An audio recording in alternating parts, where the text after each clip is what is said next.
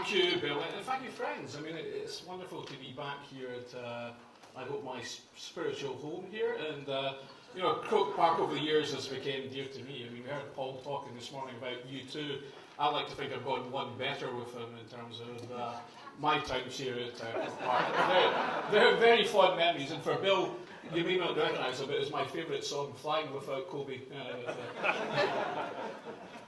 Anyway, it goes downhill from here on in, but seriously, I mean, it is wonderful to be here. You know, this is, again, thanks to our friends at CETA. I've been back here many times now to talk about our journey in terms of UK, not just in terms of BIM, but digitisation. And I think every time we come back here, we see the journey that CETA's been on, the journey that Ireland's been on as well. I was lucky enough a couple of weeks ago to the opening of Digital Construction Week with your minister to hear about the journey that you're going on, the journey that we're on, sort of thing. Every year you see in Ireland, you probably move that marker one bit forward. And I think it's really apt that today we're here in Croker Park, because actually, I think BIM and that is actually very much about sport. You know, it's about values, isn't it? You know, it's about values. We heard about diversity this morning. I mean, that's really key in terms of what we do. It's these golden threads that underpin. It's about people. It's about teamwork and what we're doing. And it's about goals as well. You know, it's everything we should do should be about outcomes and clear purpose as well. So it's lovely to get offered back and to talk about what we're doing in the UK. And for the next half hour, I'll be talking about the next stage in our journey, this thing called Digital Built Britain, trying to unpack it, and maybe some lessons that might be of interest yourself. I think it ties in very much of what you've heard this morning. I think it's fair to say that, you know, every time we come across here, it's how many years now? Probably about half a decade we've been talking there. And I think it's over that half decade, that process of building that digital environment has gained real momentum. Not just in terms of BIM, but we're probably seeing other initiatives as well. We heard from Paul this morning. We're thinking more about things like the world of IoT and all these other things bringing in data, geospatial, how we start to converge things together, design for manufacturing and assembly. And I think if you went back maybe 5 years ago, things such as information management weren't central planks. And I think no matter what we do today, we kind of make that the norm in terms of what we do. So I think it's fair we've seen real momentum. And it's interesting, I think, everybody talks about, is there positive return on investment from this thing called building information model? Well, I'll leave that to my colleague up in Scotland to give a bit more on that, but we really think there is. And I think, if anything, it's in a much richer conversation, and it's pushing people in that right sort of direction. I think we've been really lucky in the UK with our mandates, and I think, if anything, the mandates have helped people get onto that digitisation ramp. Everybody's probably at a different point with them, but I think, if anything, the policy in that has helped us gain real momentum in terms of what we're doing. But what we're now starting to see is this thing of convergence. Convergence, maybe things that started at different points in their journey in terms of BIM, geospatial, mobile data services, smart cities, all starting to converge together. And the question is, do we try and get better value at this? What does government do to try and help that convergence? And start with that next part of the journey as well.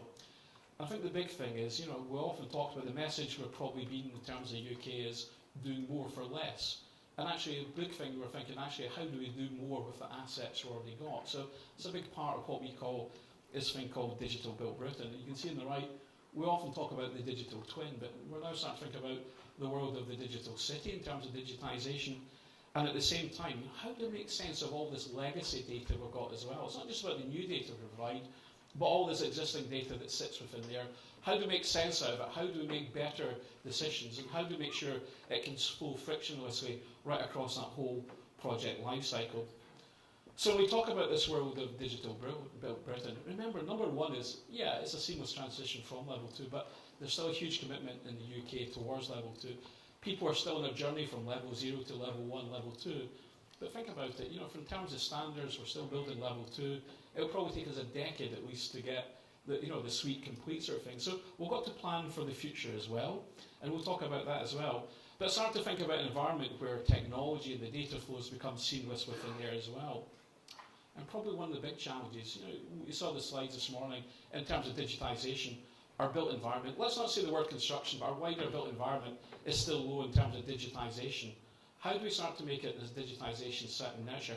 How do we move our industry into that world of the digital economy in terms of what we're doing as well? And probably some of our biggest challenges is still around about that productivity gap as well. You can see on the right-hand side, I'm sure many of you have seen it before. How do we start to think about how digitisation new forms of contract, how can it help us close that productivity gap that we all face, I think, no matter what the countries we come from are. And we've been lucky as well. We've had the work of all the communities that still goes on within the UK. You'll hear from Anne in terms of UK BIM Alliance. I think, if anything, we've seen a huge groundswell, people coming together for the betterment of industry. And there's a challenge, I think, within the UK. You can see there in terms of down the blue line that shows in terms of UK productivity. So if you think about it, our GDP for capital expenditure works is roughly about 90 billion a year, equates for 6.7 of our GDP. So you can see there, it actually trends below our overall UK productivity, but actually look where we sit in the context of France, Germany as well there. So actually, one of the things is our construction industry has a huge influence in our GDP overall. So it can put a brake on your economy or increase it. But at the same time, we've got to close that gap as well. So that's one of the big things. How do we make sure that actually we can use better productivity at a macro level to help improve our economy as well?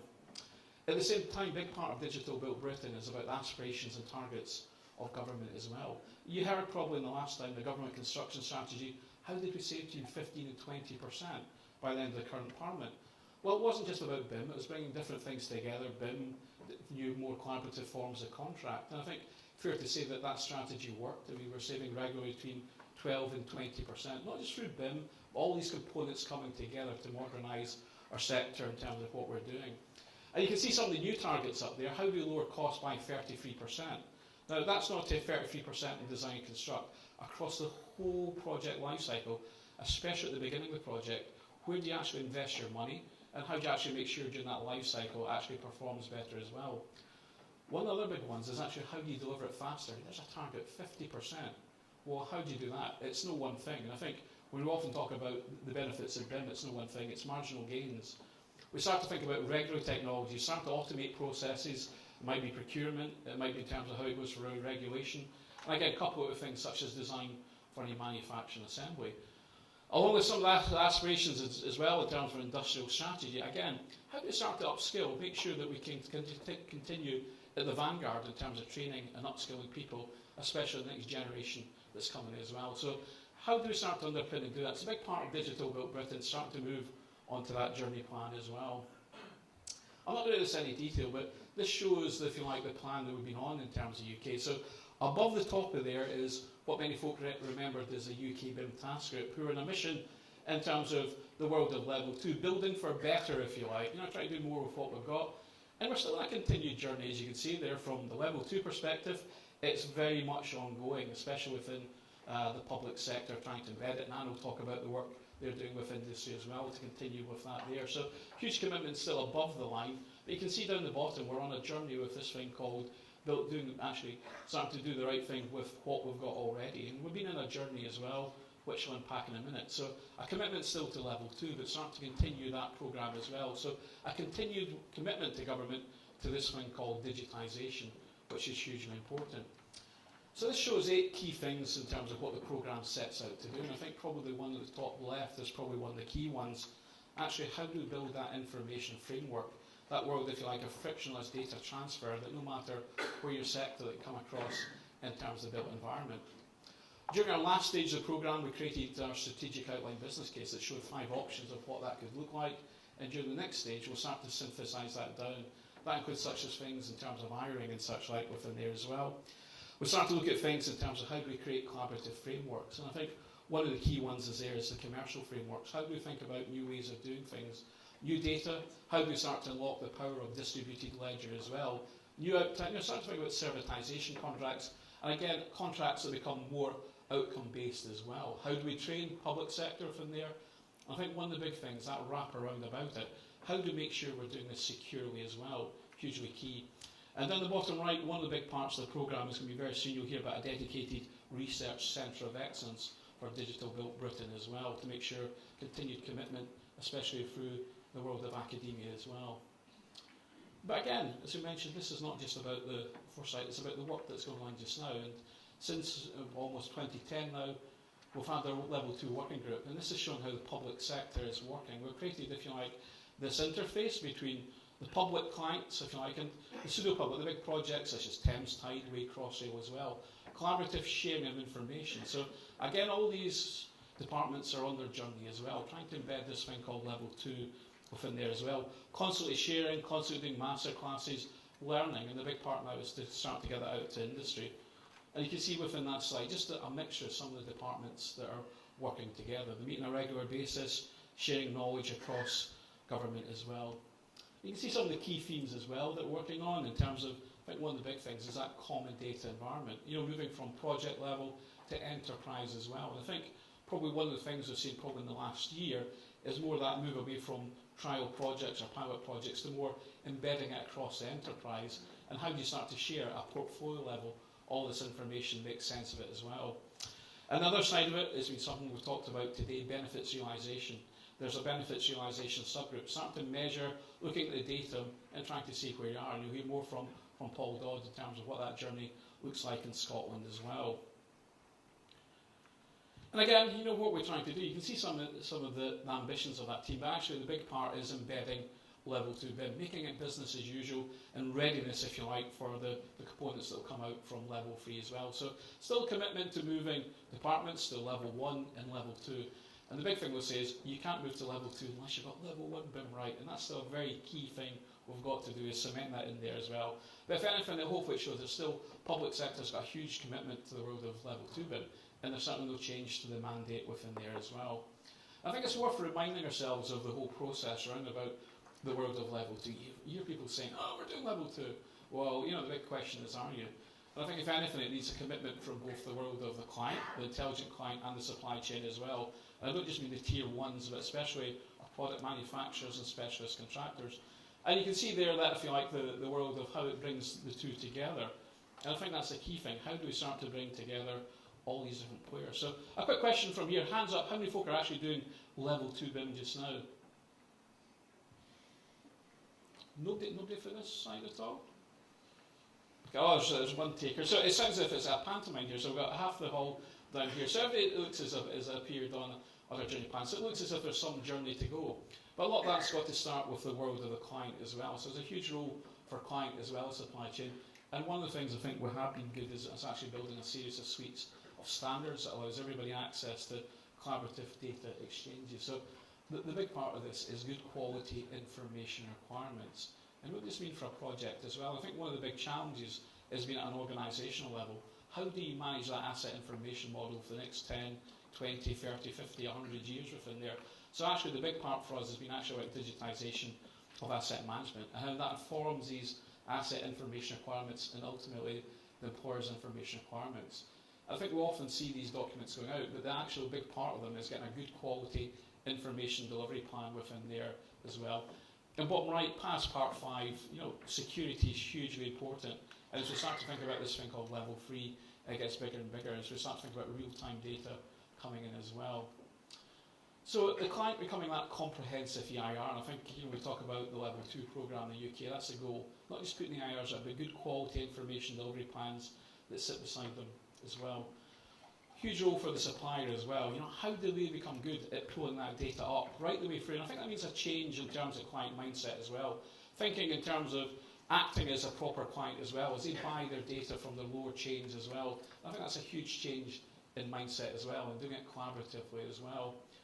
And then starting to put it all into that asset information model. I think that's a huge part. We talk about that level 1 layer. The BS 1192-2007, BS 7000, design management, hugely important within there as well. And the bit I think that holds it all together is this thing called, how many folk have heard BS 8536? Anybody? Oh, there's better up this end now, but actually it's probably more folk around. Soft landings. That's so important.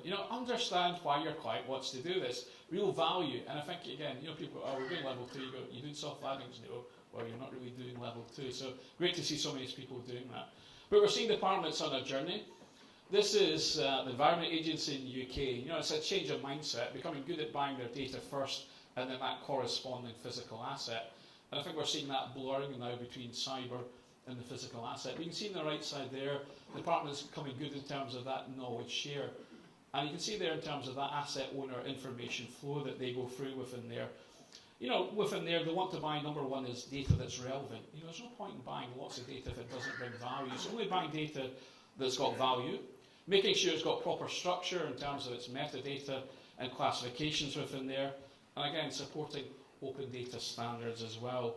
I think that's hugely important. So again, trying to make sure that the data they're bringing is reliable, it can be traded upon, and it can be used for decision-making processes as well. So these plain language questions right at the outset, hugely important. And you can see there the journey that their information delivery plan goes on right the way through there before it goes into the contract as well. It takes time, it takes commitment to do that, but hugely important. Also see in this world of the employer now doing the common data environment at enterprise level, and that's where you start to get the real value, when you're sharing that information across a whole project portfolio, when you can start to run queries into a trigger event, you can pull up your relevant information into there as well. And I think one of the big things more and more in this world of BIM and geospatial location bringing together BIM and GIS. I think that's a quick win. You can start to see that spatial documentation locator being able to identify where your information is as well, especially in terms of infrastructure projects. But actually, where will we go now beyond the world of level 2? So still a huge commitment, and people are on that journey, and let's not forget about that. So we first look about this thing. It came out in 2015, was that the strategic plan for this thing called Digital Built Britain. It was followed up in the budget in terms of 2016, where actually money was invested to start to think about the creation of new standards round about it, and there was a strategic outline business case put together by Ernst & Young. So we're on a journey. We're now moving to the full business case within there as well.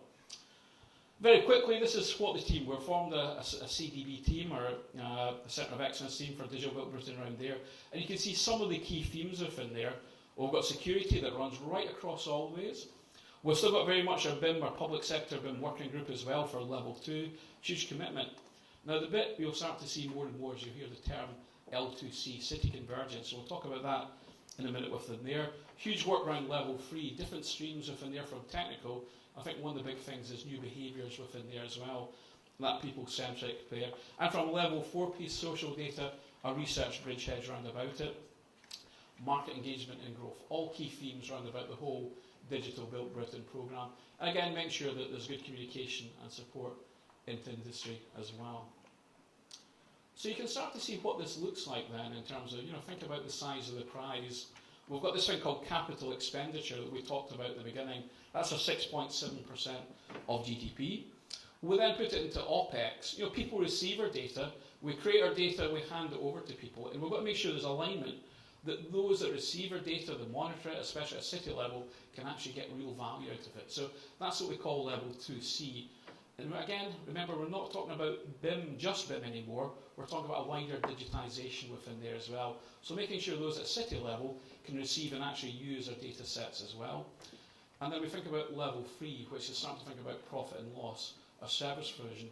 I mean, the thing is, we use our assets. It might be education, it might be for hospital. So start to think about how that value increases. You can see there, if you add up all of them for a level 2, CapEx, OPEX, and service provision, we start to move into almost 43% of our GDP is influenced by our built environment.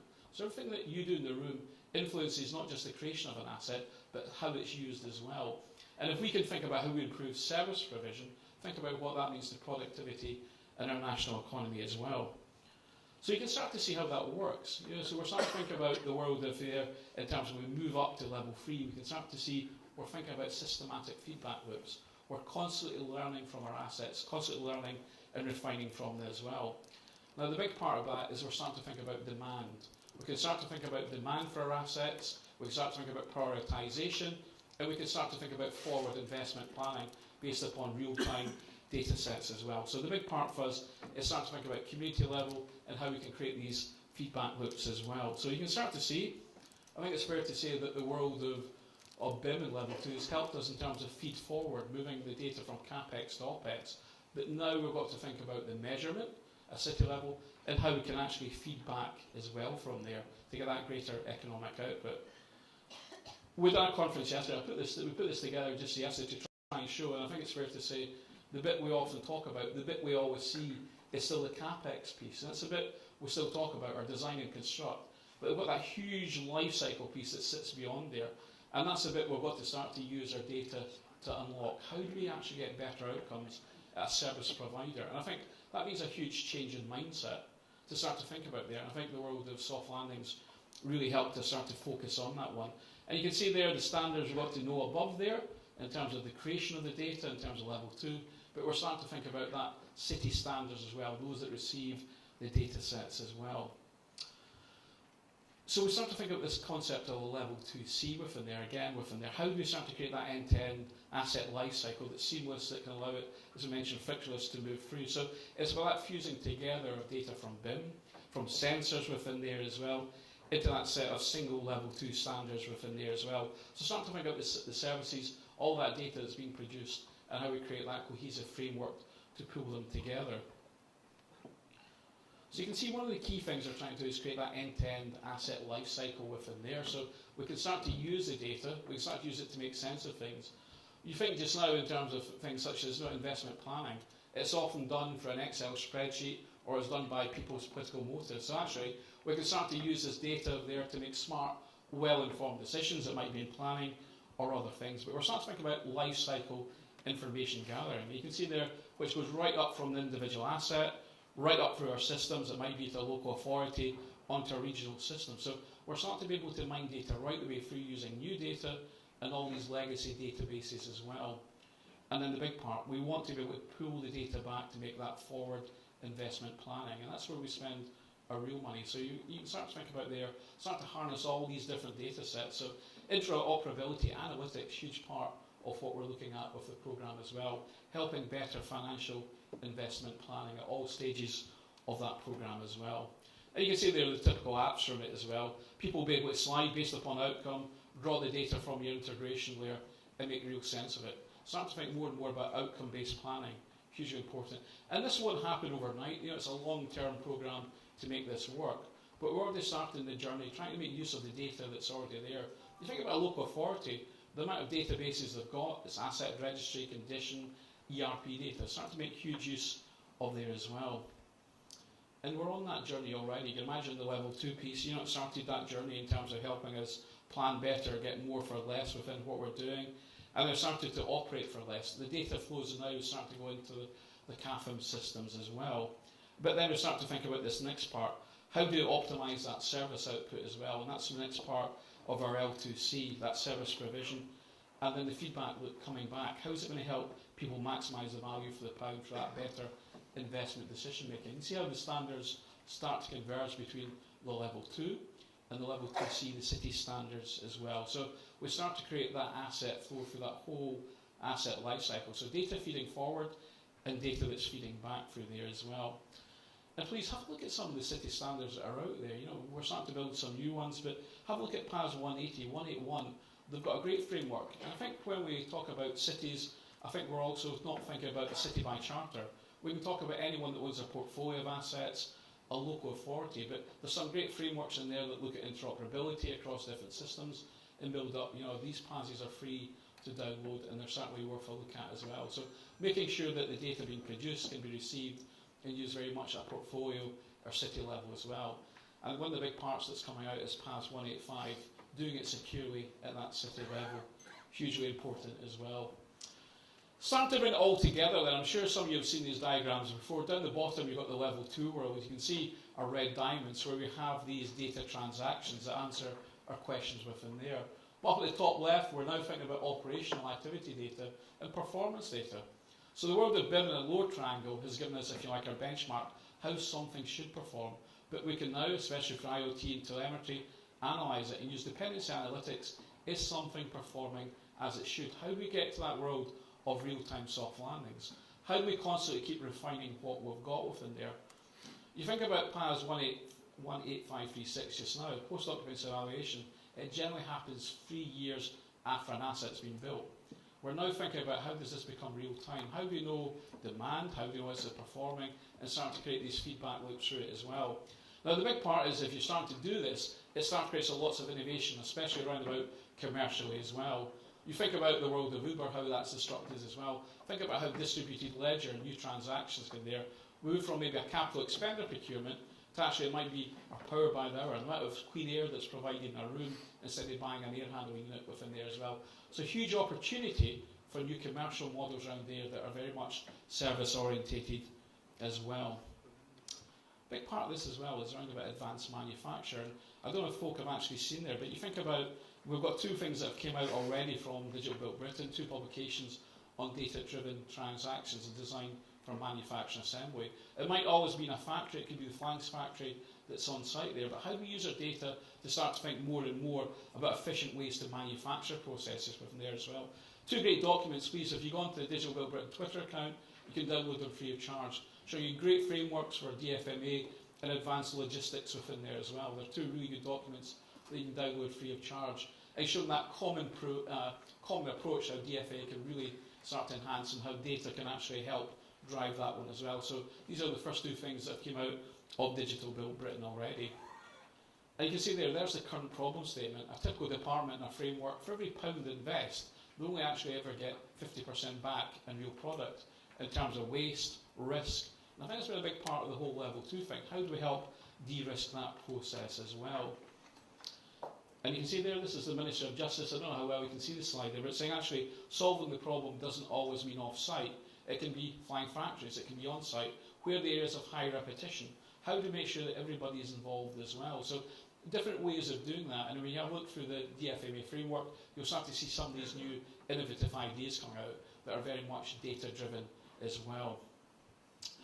Finally, and I think this is probably the most important part, we've got to think about how we do this securely. All this real-time data starting to flow in. So start to think about distributed ledger, the world of the blockchain. How can we start to think about encrypted transactions? How do we start to bring the value out of them as well? So this world of mindful security, hugely important what we're doing.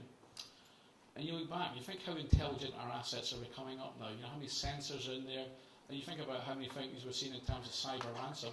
Well, we've got to make sure, I think as we get more automated, people still aren't putting in the protection layers as well. So across the whole programme is the world of security as well, that mindful security piece as well. So thank you for listening in terms of our programme. We're on a real journey, and hopefully you can see there's a real commitment towards still the level 1, level 2 piece. We start to move on to that world of level 2C convergence to make sure that folk at city level can receive it, they can use it and start to feed information back, and a longer term journey towards the world of level 3. But as I said, we've got to start on this journey now if we want to stay a vanguard. Change takes so long to happen.